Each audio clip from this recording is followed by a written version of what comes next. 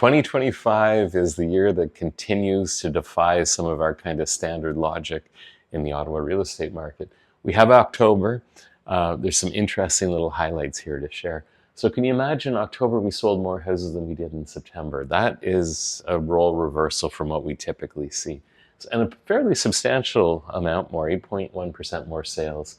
So that's interesting. Of course, that reduced some of the inventory that we saw come on in September that we were kind of surprised by how much came on. Well, we've had a bit of a reduction, about a 4% reduction in inventory thanks to that sales volume. That, of course, impacts the months of standing inventory. We're back into 3.6 months of standing inventory, moving us closer into a seller's market. And we had a spike in prices as a result. And boots on the ground, I'm not shocked by these numbers at all because we saw multiple offers. We saw some things moving quickly. It felt different.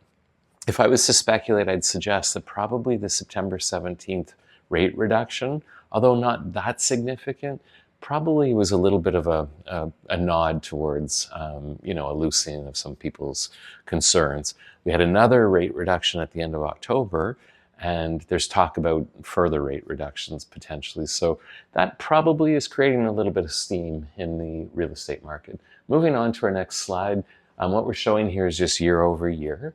So we're actually a little bit up on months of inventory from last year, 3.6 versus 2.9, and sales are down a little bit with an increase in active listings.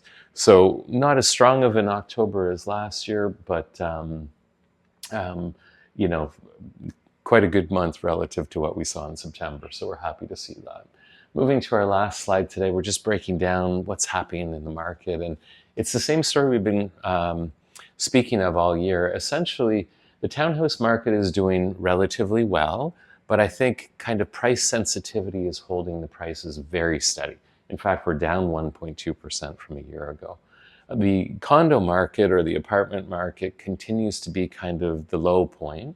Call that the entry point into the market. Also look at the investors that are maybe thinking that rent rates don't really match with the interest rates that they're paying.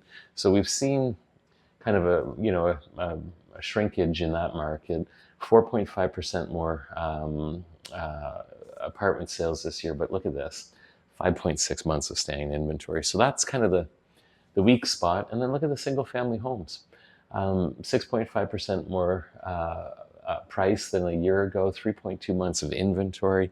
It looks like folks that are upgrading are doing just fine. They've got equity. They're perhaps not as rate sensitive. So quite interesting to see prices rising in the single family market. Inventory is relatively tight. There it is. That's been the story all year. Kind of doing okay in the townhouse, doing great in the singles. Condos a little bit more challenging. What does November bring? I'm kind of afraid to guess at this point. My sense is that we're having quite a strong finish to the year and things are going strong still. So I'm excited to see what November brings, and we'll be back to report.